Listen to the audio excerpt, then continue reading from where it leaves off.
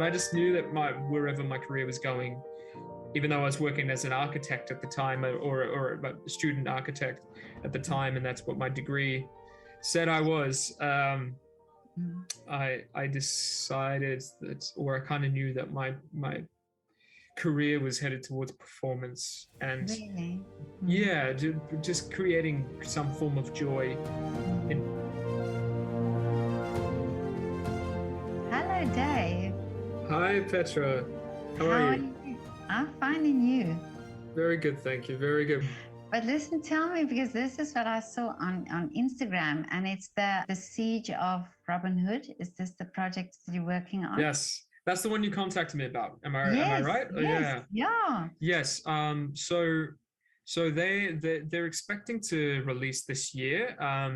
They're going to be doing a form of soft release, I guess, and then it's going to be something a little bit bigger from there. I can't say too much because I'm not at liberty to say. I'm not a producer. I am just talent on that particular production.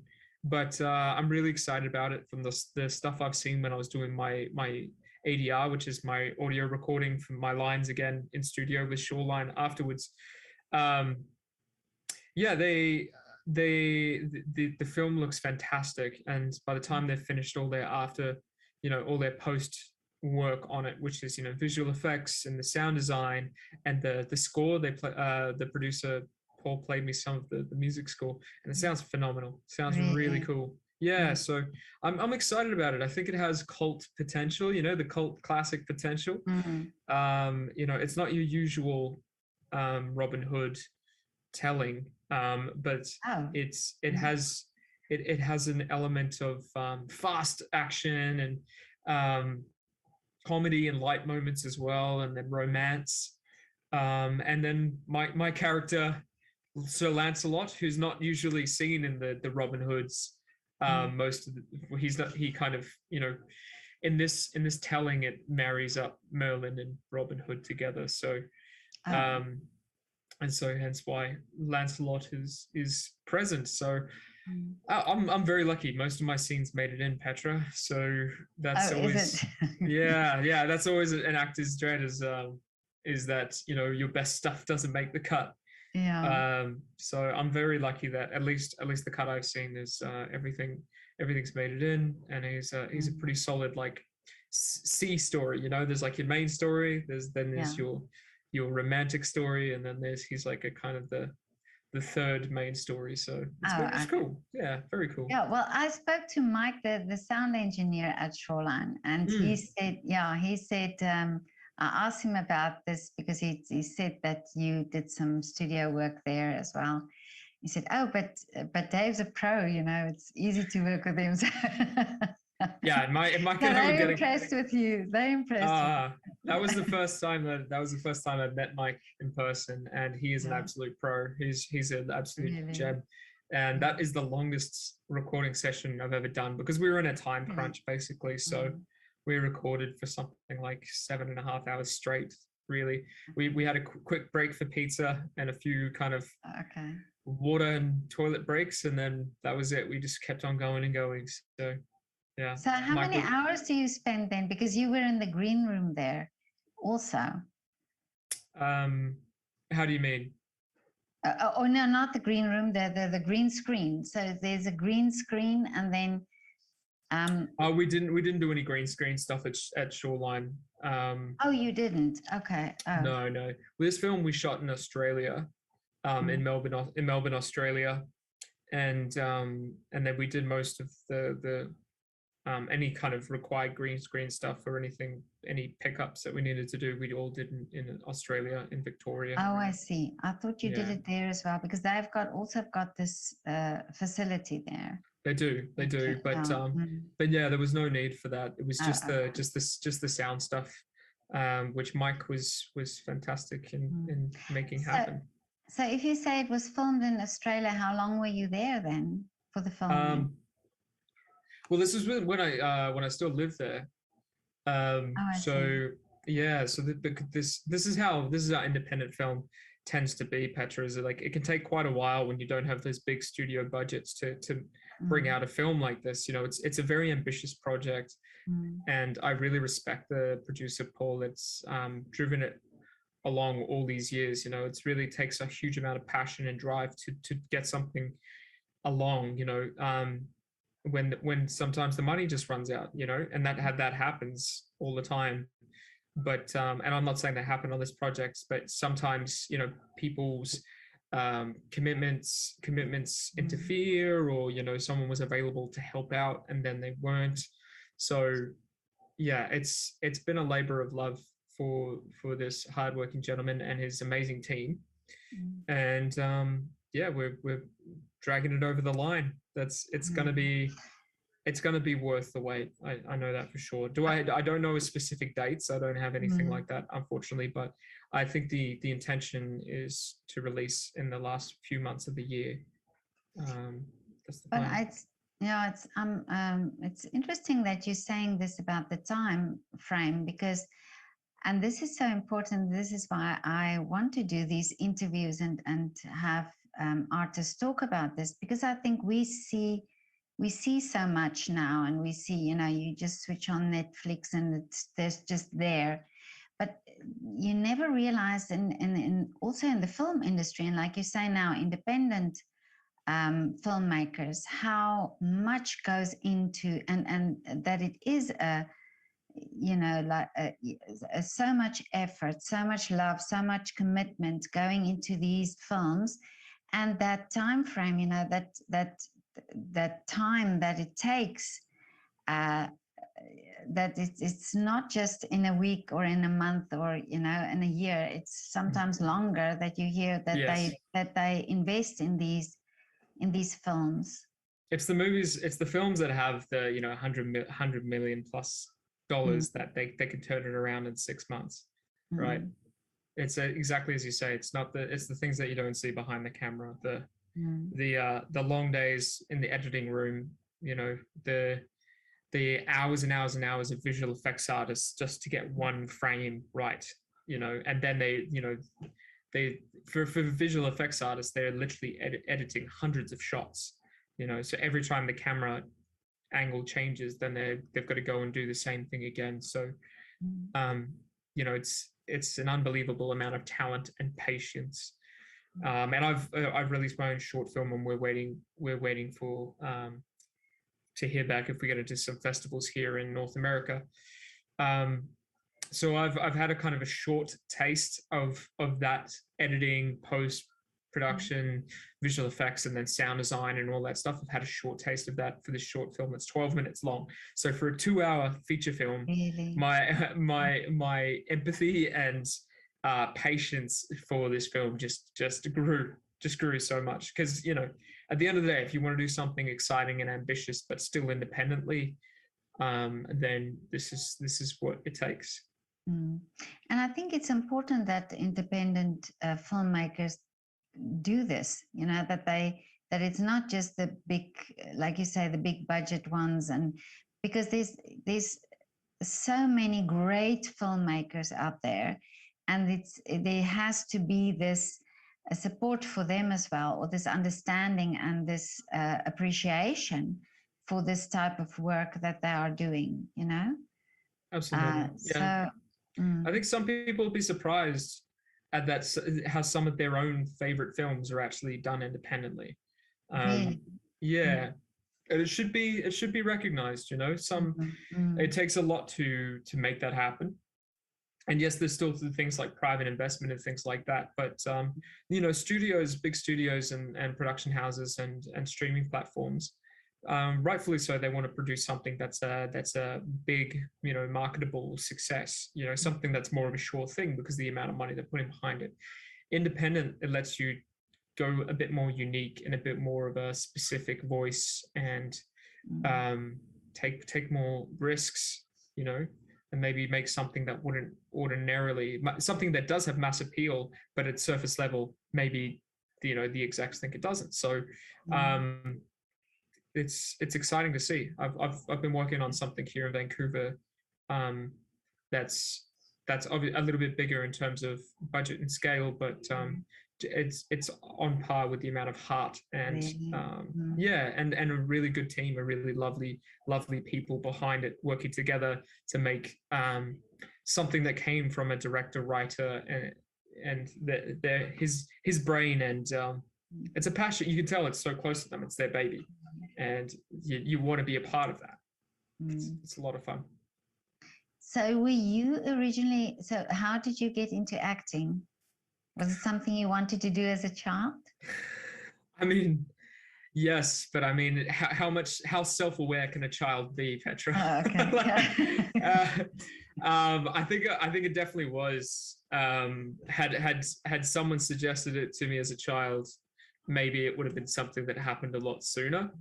But it was never really it was kind of something that I just kind of came to, or you know, would throw my hand up to be in the school play or something like that, but never really did any classes for or took it kind of any kind of serious level at that young stage. I was playing in bands when I was in my early 20s, like music, garage rock, you know, singing. Really? Yeah. Yeah. Did you have music education, or was it just you just okay.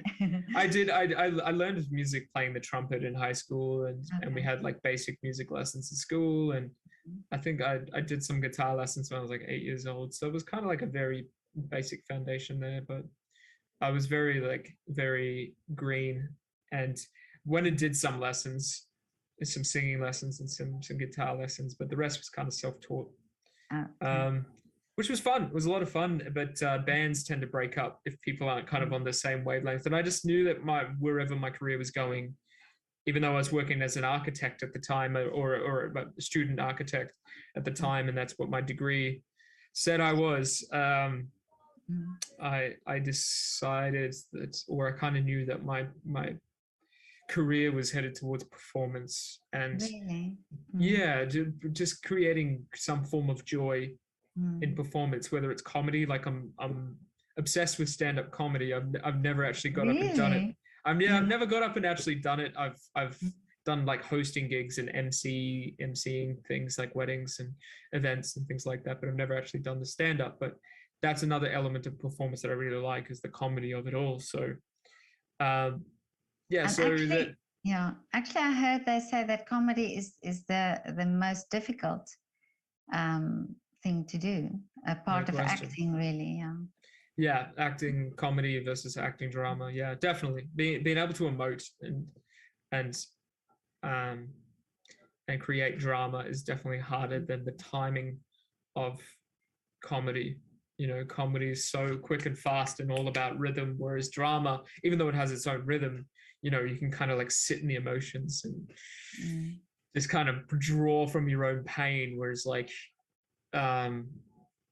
comedy's its own thing, and there's so many different cadences to depending on the type of comedy as well. So yeah, that's one you're always a student of, is comedy. But I think stand-up is probably I mean, if you can do stand-up, I think you can just do about anything, because I think that is probably the most nerve-wracking thing to do. Yeah, I mean, I couldn't agree more. I've set that goal for myself, is that I have to go and do some form of it by the end of the year, because I mean, even for actors as well, I think it just makes you better at auditioning, you know, being able to get up in front of a bunch of strangers and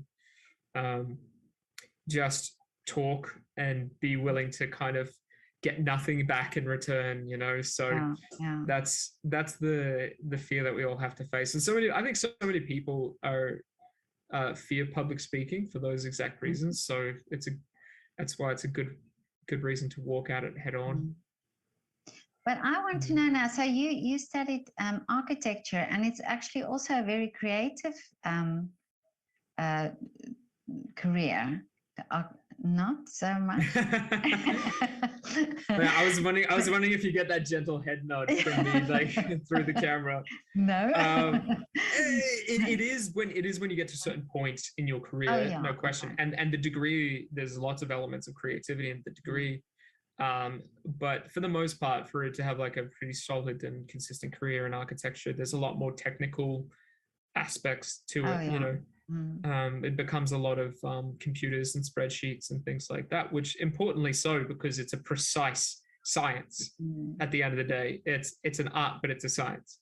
And that is one of the beautiful things about architecture. But it's also one of the reasons why I should not be in charge Oh, of that. okay. Is that I'm it's not how my brain works. And as we talk about self-awareness, is that I just worked out that I just didn't have that detailed oriented personality that I think you need to have in that particular thing. So from playing in bands, I started, just to answer your question about getting into acting, I started to do some auditions in some small short films and did a couple of things here and there, and then did a feature film that I hope never sees the light of day because it was horrific. And it was all in a studio and it was just bizarre. But on that, I met an actress and she told me about this horror film that was casting and doing auditions up on the Sunshine Coast of Australia. And I was like, okay, well, it's a good excuse to go on a date with this actress. Let's go do it. And then the rest is history. I ended up booking a pretty solid role on that feature film. And then that gave me my first kind of look into the industry 6 months in. So it was fantastic. It was pretty fast. And then I that was when I decided not to continue my architectural master's degree and start to chase it. So you self-taught actor then?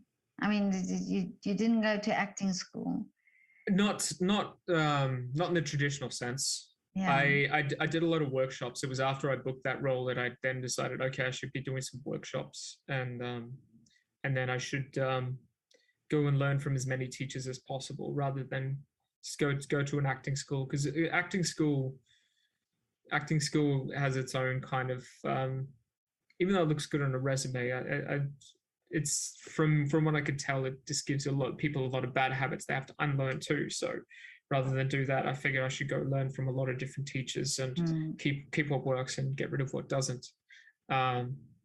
So that's what I elected to do instead. And I've trained I trained with coaches in Brisbane and in Sydney and in Melbourne, and then when I moved over here, I did a little bit of training at the start, and then I've only really just kind of come back to it at the start of this year, and since trained with about 3 or 4 coaches here in well, that is actually a very great way to do it, because then you also have different input and different from different people.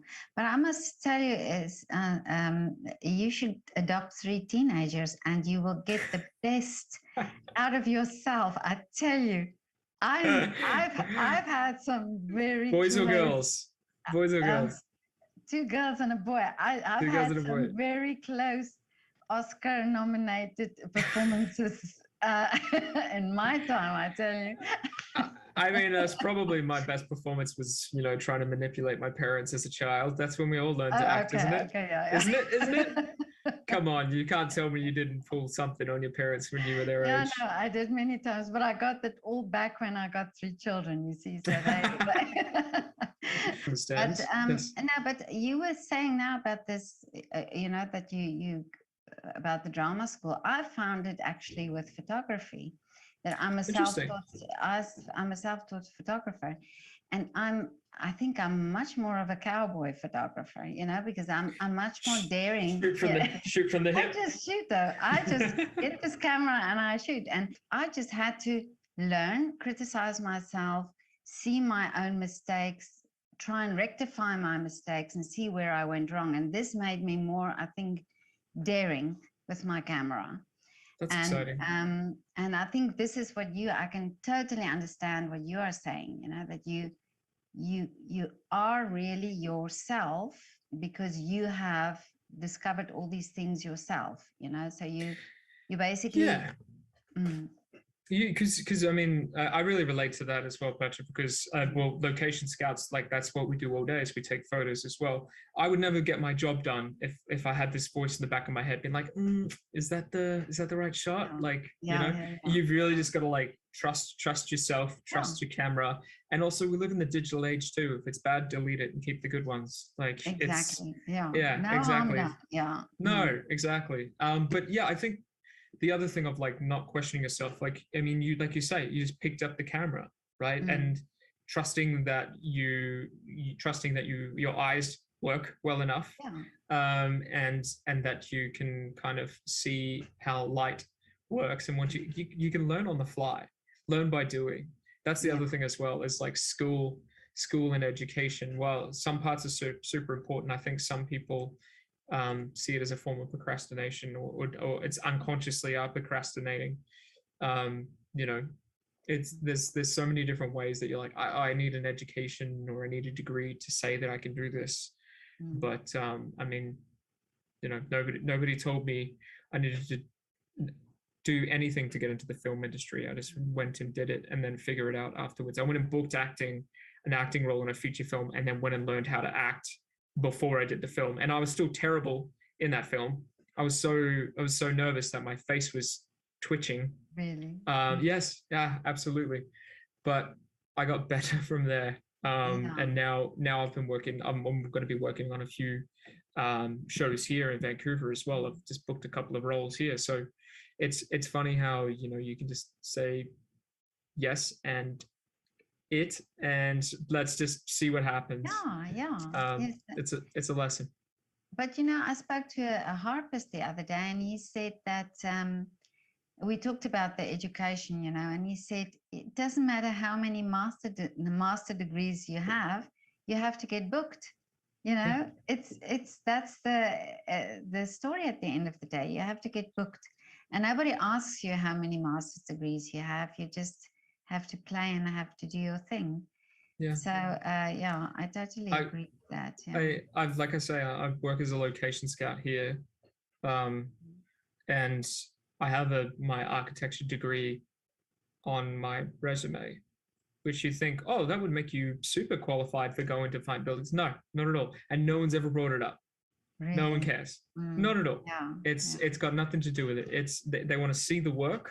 If they see the work, it's the same with acting. They want to see your work, and if they see that you can do it, and they trust that you can do it consistently by seeing multiple different points of reference or work, that's it. So that no one gives a stuff about degrees or anything like that at the end of the day. But tell me, so you doing mostly film? Do you also do theater work? Or are you interested in theater work? No. I get that question a lot, actually, because it kind of goes hand in hand.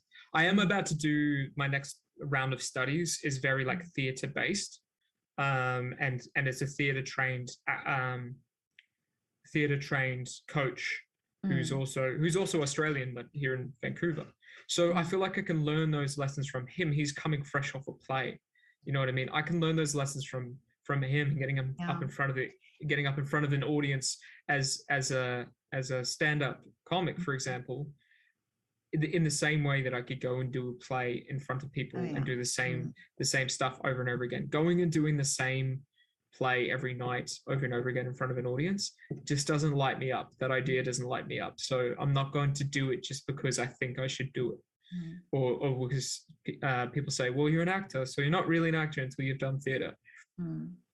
I mean, my resume says otherwise, and a lot of talented actors that are working would say the same. I actually spoke to an actor who said that he prefers film. He loves that medium much more than he does theater. And I think, it's with anything, it's that's how you express yourself the best that you have to do. It's not necessarily that you are a good actor just because you're in a theater. So I do agree with you there. That's it's entirely different. Like you say, it's entirely different medias. Theater is all about like big and like sending your sound out all at once. whereas like, you know, TV and film is just here. This is it. This is all it, you know.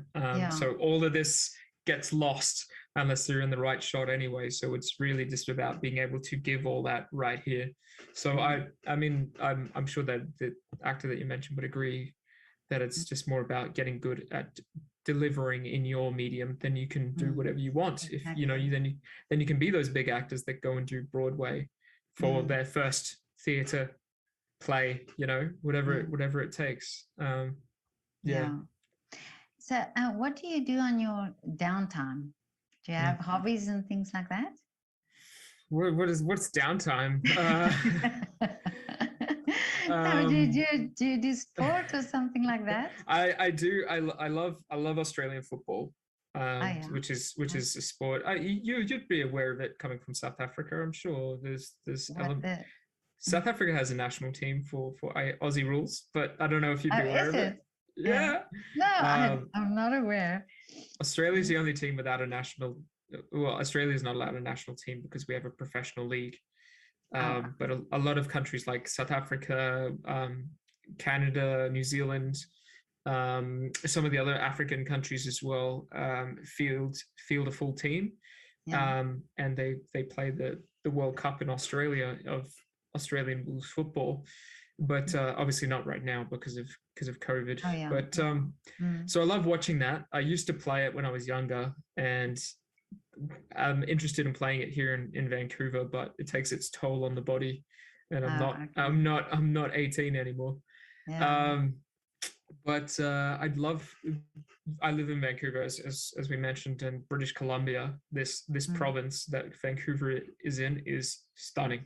It's absolutely beautiful, and that's why they film here so much. So when most people think of Canada, what they're imagining is British Columbia, BC. Really? Yeah, it's like rolling hills and mountains and snow, but beaches and you know, pine forests. It's stunning. So I love going out hiking and you know, just doing that, going out and enjoying the town with friends. That's pretty much my downtime, is just going and seeing friends, being social. Things are more or less opened back up here, COVID wise. So there's a little bit of a spike, as we mentioned, but for the most part things are still open, so we can still be pretty social. I've never been to Canada, but I would love to. I know a lot of South Africans emigrate to Canada. South Africans, Australians, New Zealanders, East Indian, a lot of East Indian and Chinese as well. Like that would be like the biggest migration and maybe Japanese folks too. Just coming over here. It's got a lot to offer, and it's very Vancouver is a very like multicultural, amazing melting pot of culture and fun. Really? It's great. And Vancouver Island's gorgeous too, for entirely different reasons. But but it's pretty hard to get back to my home countries right now anyway, so it's kind of encourages me to be here. Are you permanent, or are you going to stay now in Canada? Yes, I've got my permanent residency. That lasts. That's status that lasts for 5 years before you have to renew the card.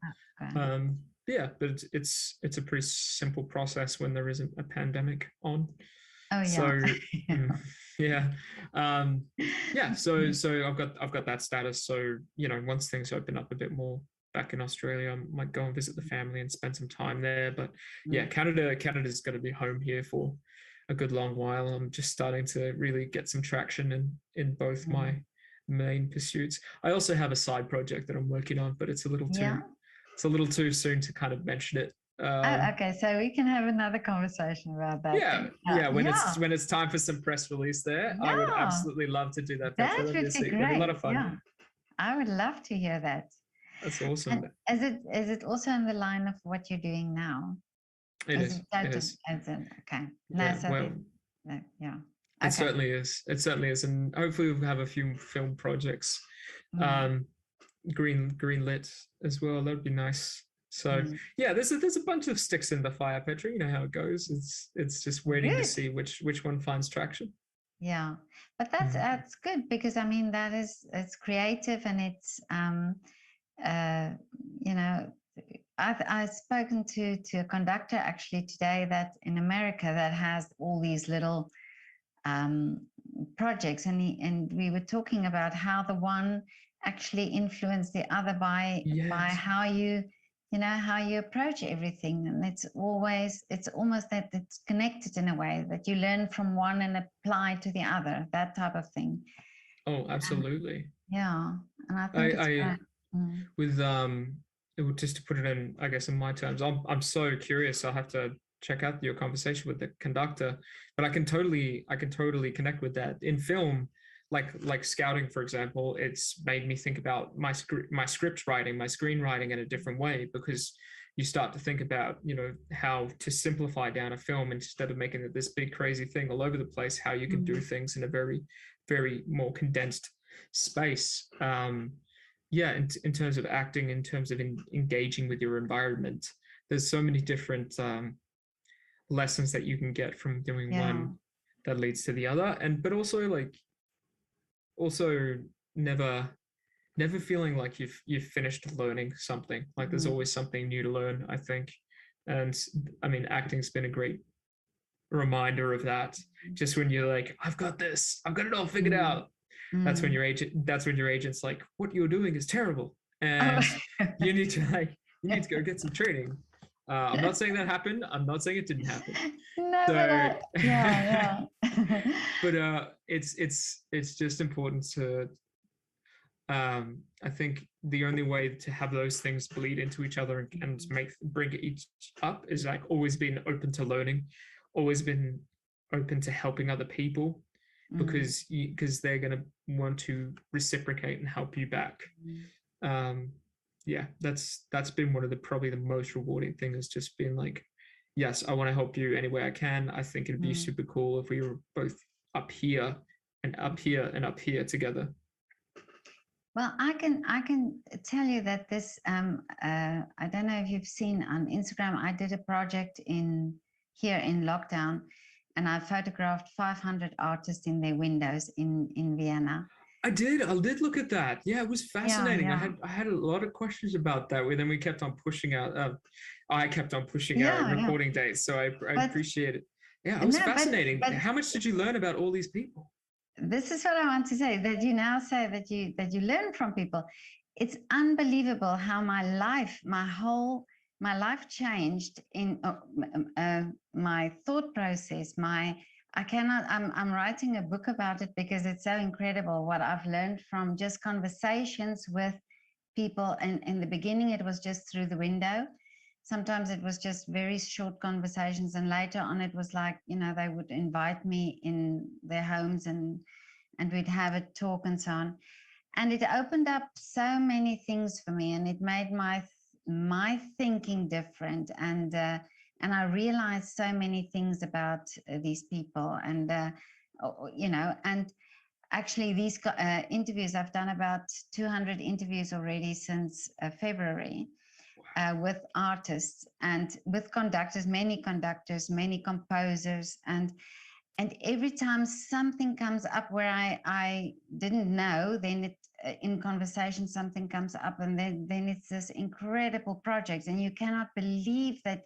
You know, I think to myself how privileged I am to hear about these things, and this is why I'm posting it, because I think, like our conversation at the moment, I think it's very important that people also know that you don't have to be going to acting school to be an actor. I think this is important for people to know, for children to know, you know, that it's not, that some things are not always uh, there like Lydia. that, you Yeah, know. or And it's it's some people don't yeah. have to do that. Some people do, some people need to, and some people don't. And talking to artists, you hear these incredible stories. You hear how they make transitions and how they make, you know, how they do projects. How, and like you said, these independent film. I would love to speak to an independent filmmaker to hear about this, and let them talk about what goes into doing that.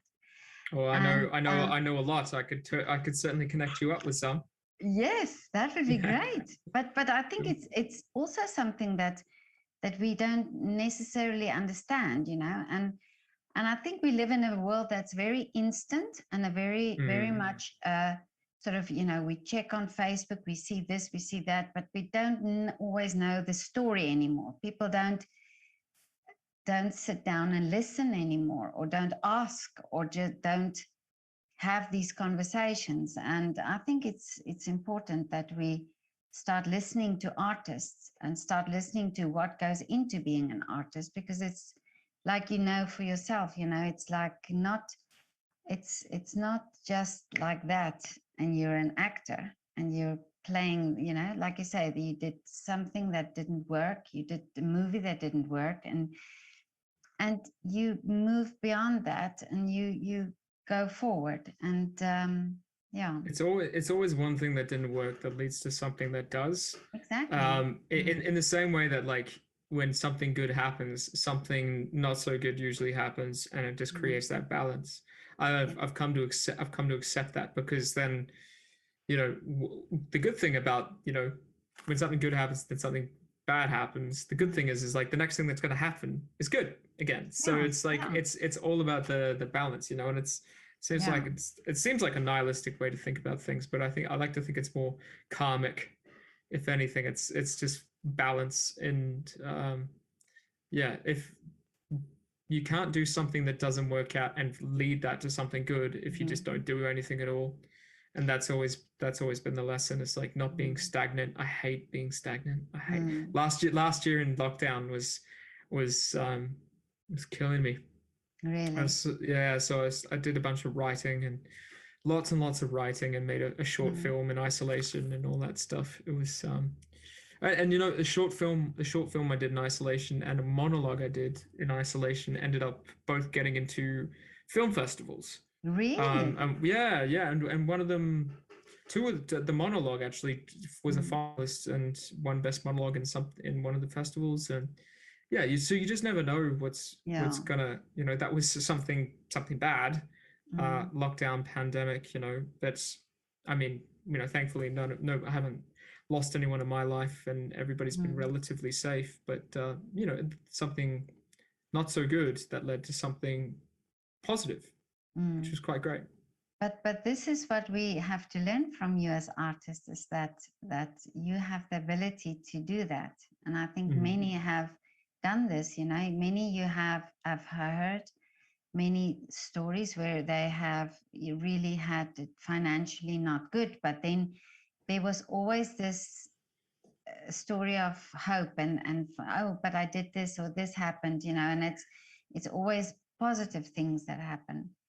But I have a little I don't want to bore you with my whole story, but while I was walking in, so Vienna is luckily, I can go on public transport. You can go from the one side of Vienna basically to the other. I've been to Vienna.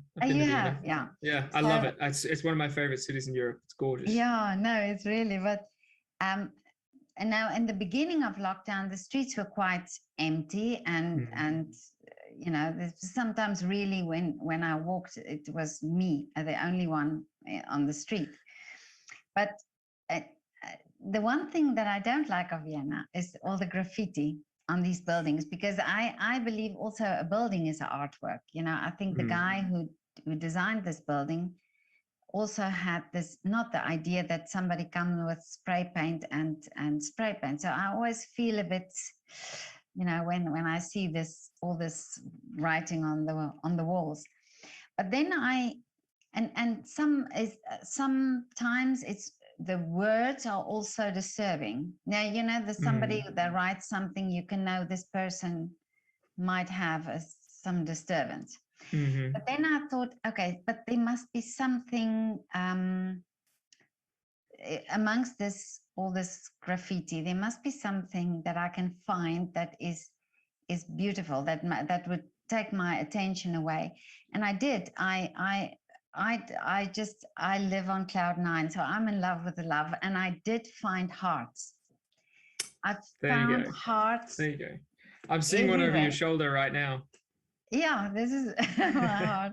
Yeah. This is what my mom made me. But you can check on my Instagram. I posted now all the hearts, but because everywhere then I walked, instead of looking at the graffiti, I started looking for hearts. And it's interesting that when you shift the mind to not look at the awful stuff and start looking for the hearts, you don't see the awful stuff anymore. Now you start looking at the hearts. So, and then I started thinking about that, how I discovered hearts. And then my daughter would sometimes walk with me, and then I said, oh, just wait a second, I just take a picture of the heart. And then she said, oh my God, how did you see that? Because then it's in the wall with all stuff, but I see the heart. And then I realized, I said, because it's what you are looking for, you will find. So if you're 100%. looking, and there's a system for it in the brain. It's Yeah. called the reticular activation system, and it's literally it's activation system. You can literally activate it to look for those things. You can either be looking for opportunities and looking for good people in your life, or you can be, focusing on the bad things and the poisonous people or whatever it might be. It's really all perspective. That's such a good story. I love that story. Oh, have a lovely, what is it now? What time is it now there? It's almost 3 p.m. On Friday, so you Friday still afternoon. Have a little, okay. So a little bit of your afternoon left. Yeah. That's right. Okay. But, it's all this enjoyment. I'm on set tomorrow for this show. So I'm just going to enjoy my afternoon and get ready for... I can't say what it is because we signed a non-disclosure agreement. I see. Okay. But I can say they are on Netflix, and it is for one of the big networks. Yeah. And it's based on a comic. And that's about all I could say. But this is it. Will you write to me? Will you write to me? No. Okay, you just have to, you guys, the viewers and yourself will just have to look on imdb.me. So IMDb me, International Movie Database.me/Dave Beamish. And eventually the credit and the shows will pop up on there. Okay, and when will that be? You don't. I'll apply for the credit after I shoot them next week, and then okay. Yeah, but it could be a little while. We'll see. Oh, okay. Oh, I'm looking forward. Yeah. So okay. Okay, Dave. But have fun tomorrow. Thanks, Petra. Yeah, we'll do. Lovely to meet you. Oh, lovely to meet you too. Okay. Bye. Bye. Bye.